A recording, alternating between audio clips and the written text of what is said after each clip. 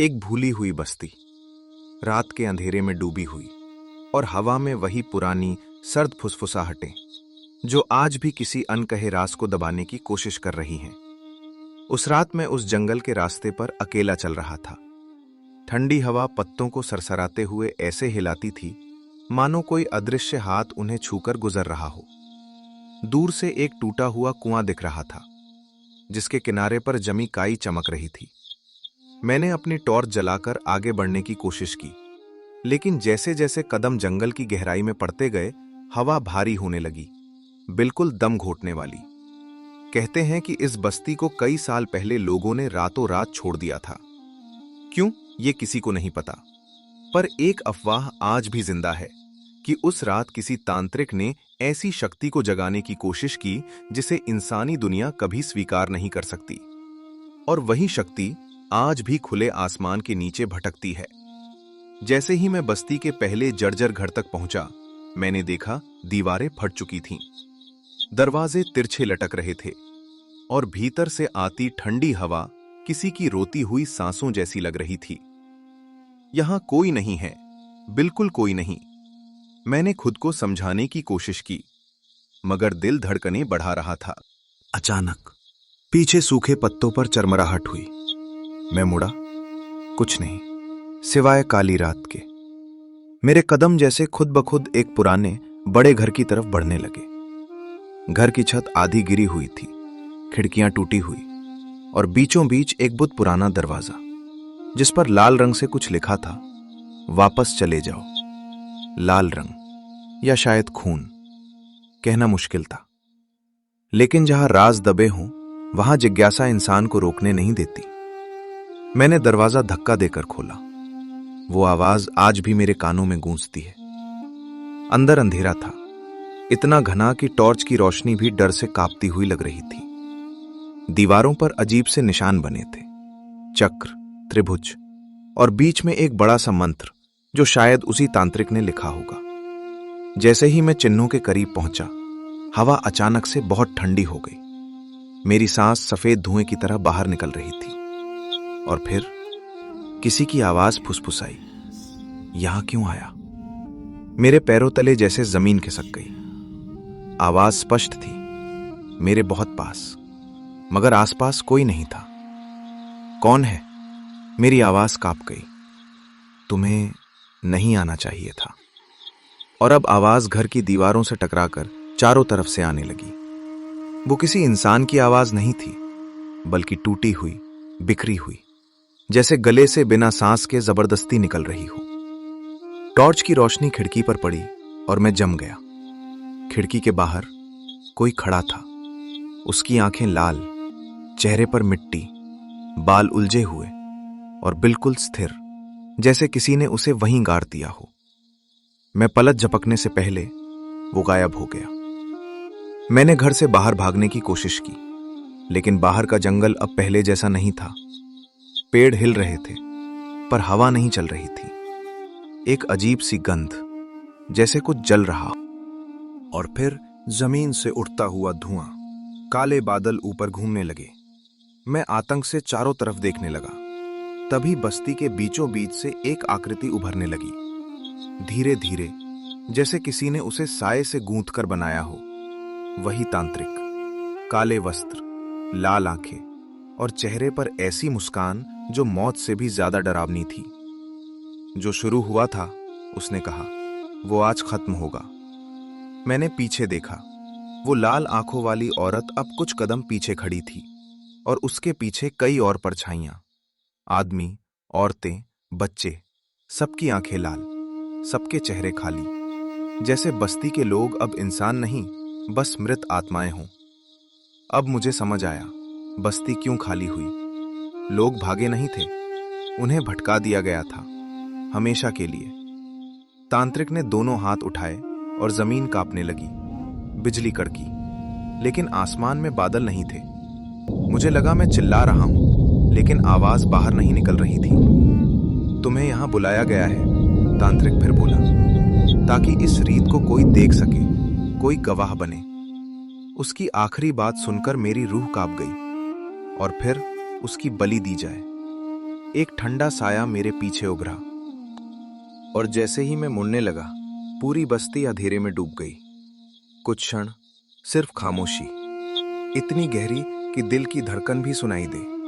फिर अचानक एक तीखी चीख गूंजी, मेरी या किसी और की, ये मैं आज तक नहीं समझ पाया। अगली सुबह मैं जंगल के किनारे बेहोश मिला था। लोगों ने मुझे उठाया, पानी दिया, होश में लाने की कोशिश की, लेकिन मेरे पास उन्हें बताने के लिए कुछ भी नहीं था, क्योंकि न बस्ती मिली, न तांत्रिक, न लाल आंखों वाले लोग। सब गायब था, जैसे कभी कोई था ही नहीं।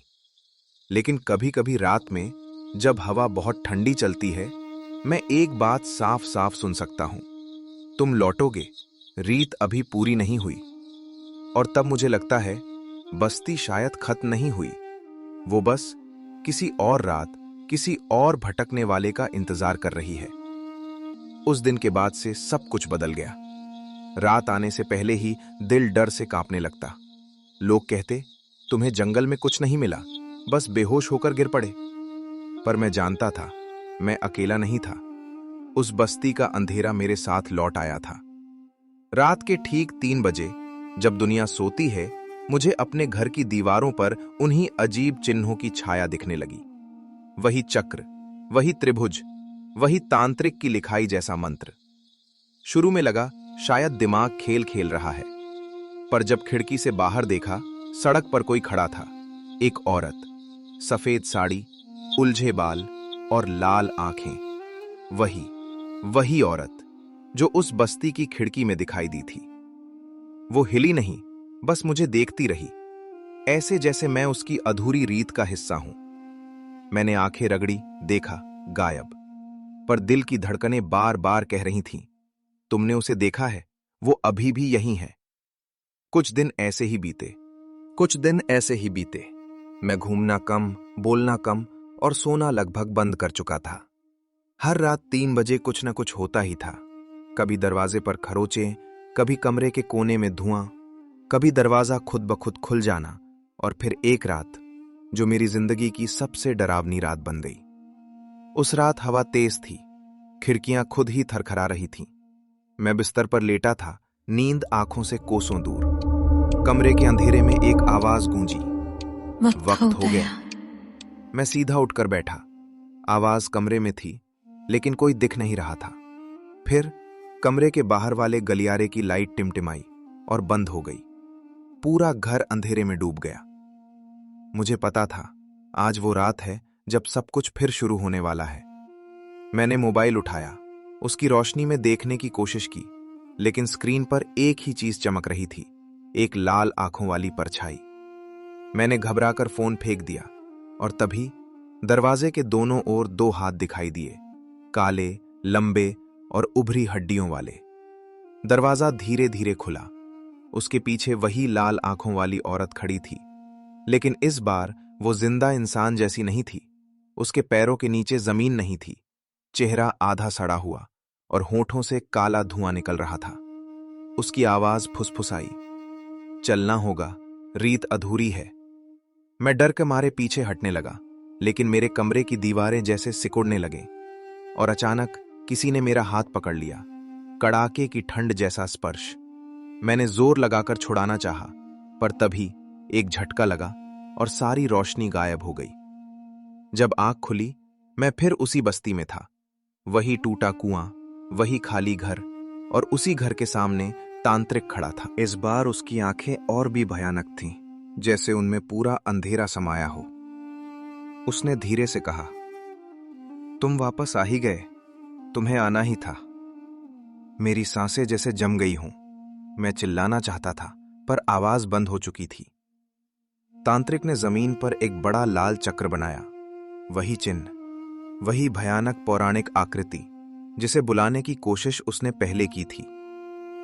आज रीत पूरी होगी, क्योंकि गवाह वापस आ चुका है, उसने कहा।